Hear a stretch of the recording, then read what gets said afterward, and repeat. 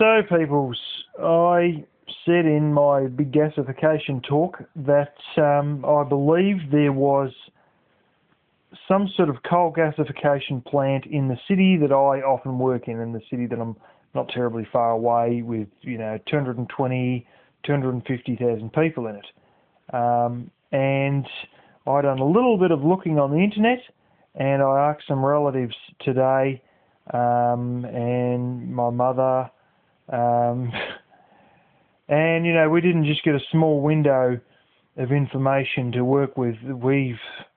The door tore open and blew the hinges off the door. I got so much information in such a short time, so easily, from 5 minutes on the internet and talking to family members that, we got a lot of information on it.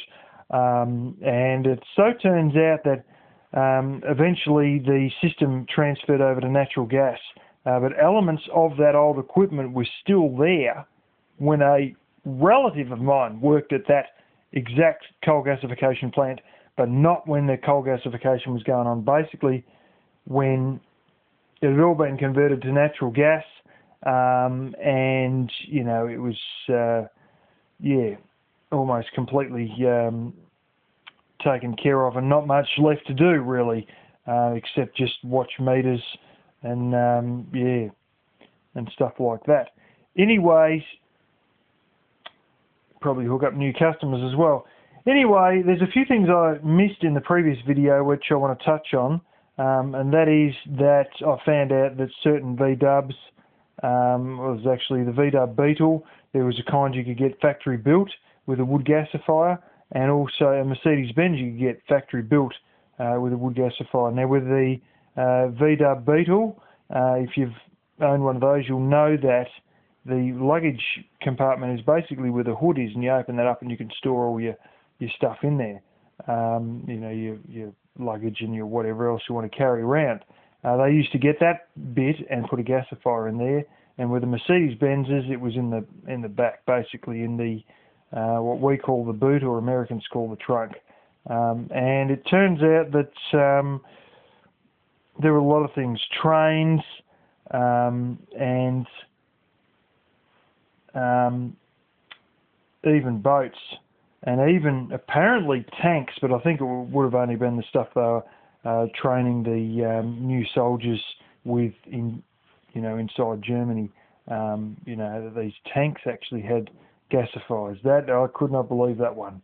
But anyways, there were also gas bag vehicles, and basically the towns that had these coal gasification plants had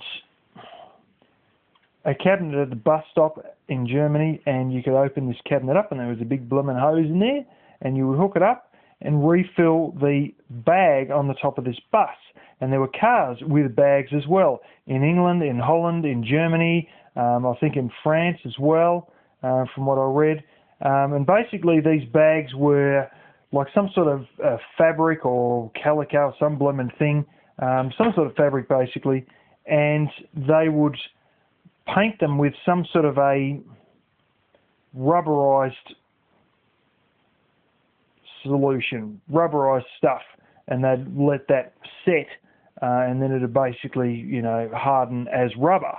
And they had this great big bag that was basically rubber-coated fabric, rubber, and soaked into the fabric, and that would go on the roof, and they'd have like a roof rack, and they'd lay it on the roof and put basically a couple of posts up from the front bumper to hold a bit of a framework, and this bag would sit in the framework. These things had an incredibly short range. I've seen one in Holland that was bigger than the entire car itself, and they said that had a range of 50 kilometres, which I think is like 32 miles or something like that. And other ones, you only do a short drive inside the city with them, sort of thing, before you'd have to refill them. But in Germany, and not joking, China, and apparently somebody even saw them in Vietnam in '89. They got in there through very strange means before it was opened up to tourism. and they, saw buses in Vietnam with the same thing, and England as well. That was a well-known one for the buses. They'd basically used the upper deck. They didn't carry passengers. That would just be the bag full of coal gas. Much the same as I got an oven bag there with Troy, but they just had a big rubberised one full of coal gas instead of a flaming turkey roaster / oven bag full of wood gas.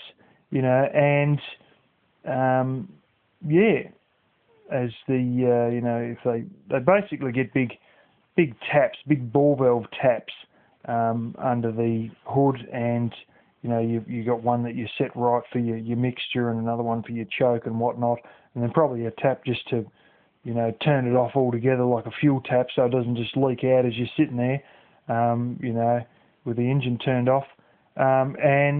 Basically you need around about, with wood gas it's a 50-50 mix with air and wood gas.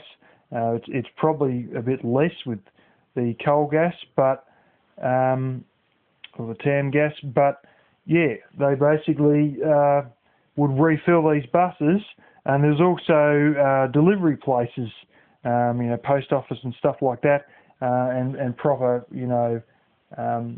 couriers and transport places that would use TAN gas to run their vehicles. But you sort of had a bit of quite a limited range with that,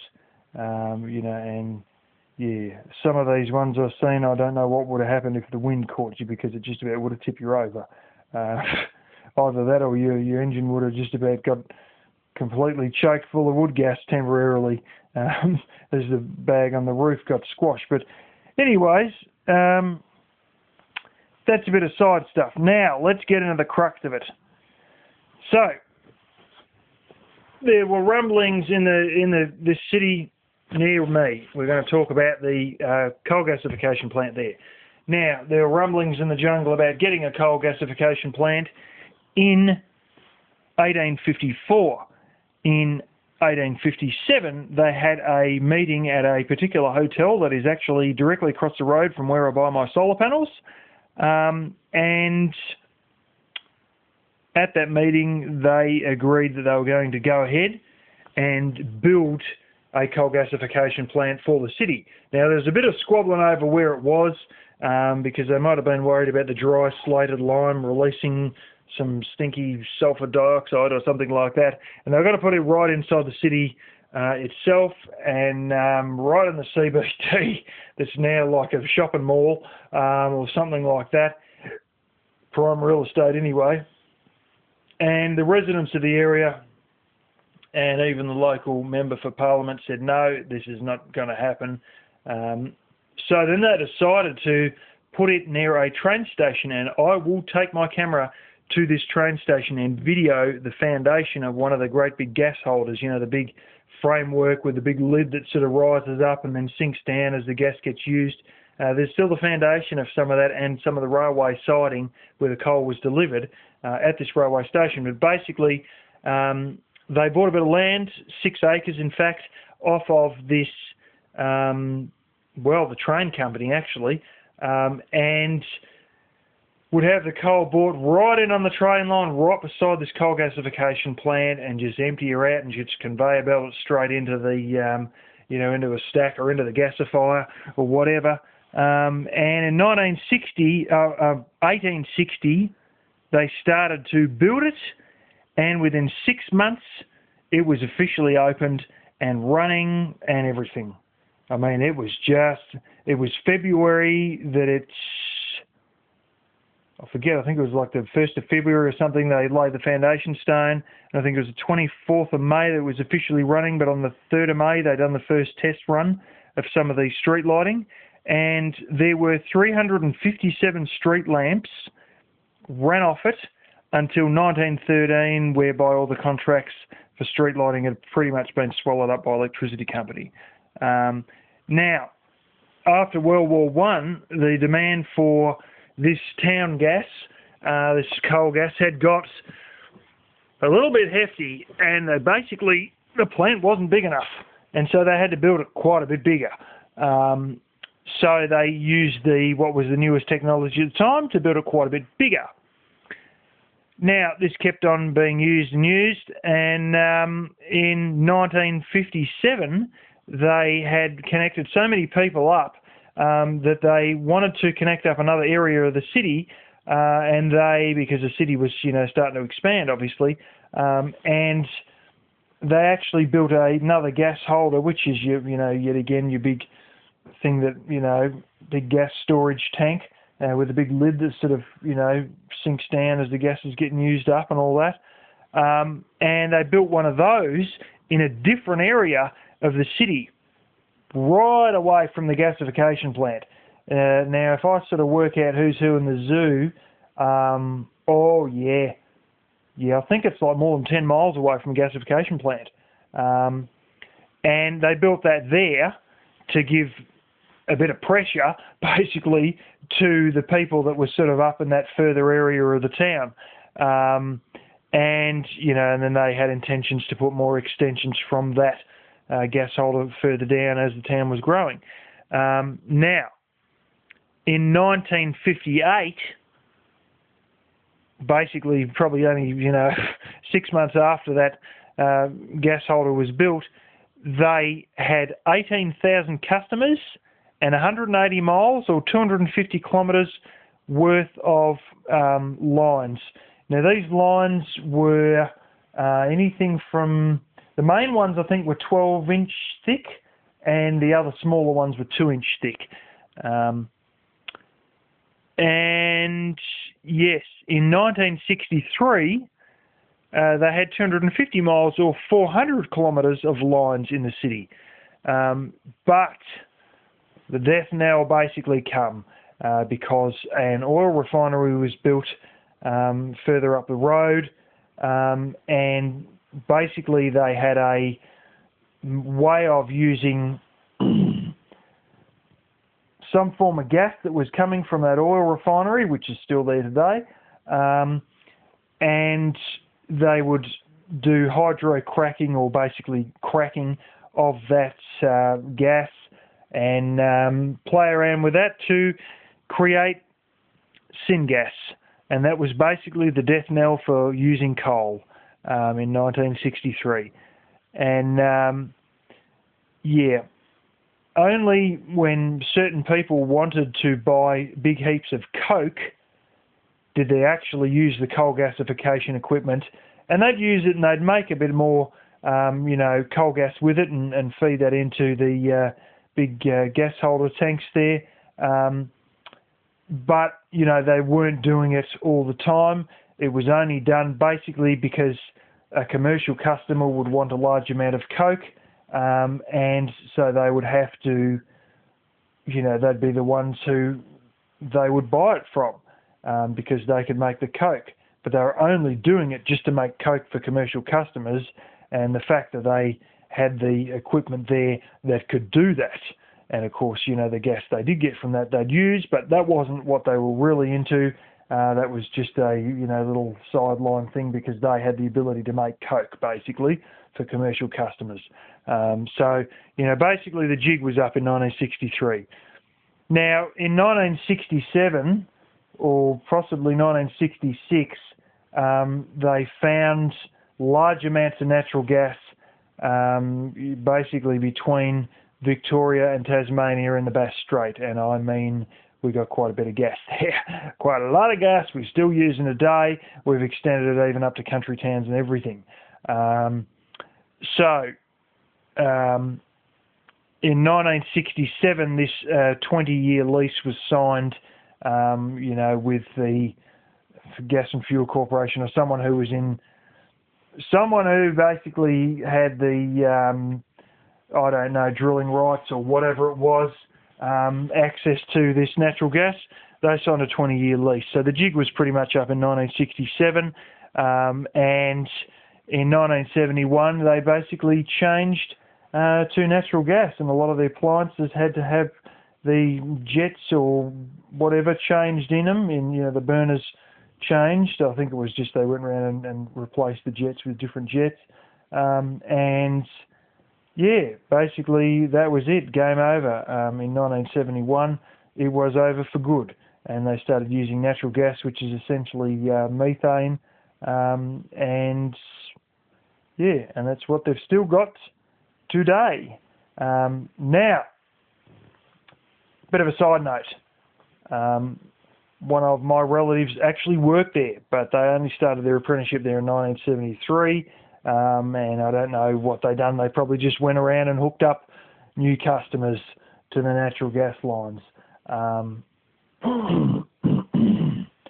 But my mother moved into the city around 1956 or something. And yes, they had a wooden slow combustion stove and oven, basically. And my nan would use that for a lot of cakes and stuff like that. But they also had a oven, griller, and I think it was 3 gas hobs that was running off of this coal gas. This is what my nan had. My mum was telling me about it, and she said, oh, the details are a bit sketchy because she was only a kid. But, yeah. And then what they had was an instantaneous hot water system stuck on the wall just above the sink. And that was for, hot water for washing the dishes or whatever. And that was also ran from coal gas. And then they had, that was rather small too. That was probably not much bigger than my laptop. And barely, probably just that size, barely that.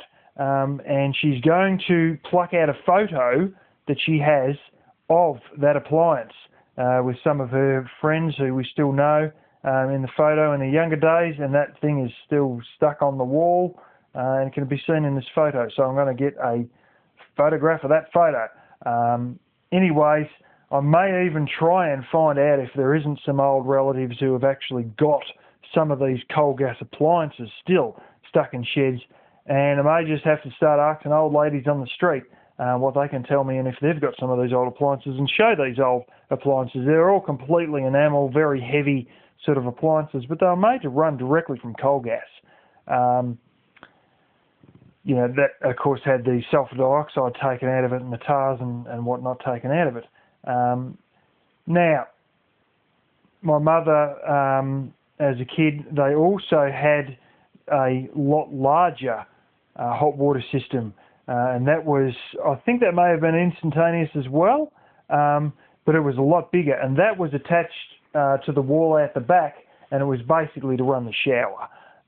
And so that was a separate hot water system for the shower, and they had the separate small one mounted on the wall above the sink, and of course the stove, oven and griller combo in the kitchen, only a metre or so away from the wood equivalent. But yeah, that's quite interesting how it's all come out, and I've even seen photos of it from back in the 1800s and everything. And like I said, I'm going to go there and get some video footage of the place, and we'll see if we can see the foundations where one of the gas holders was, and if we can work out where the railway siding is for all of this. And hopefully my mum will pluck this photo out, and I'll be able to get a photograph of that and may show that in a video as well.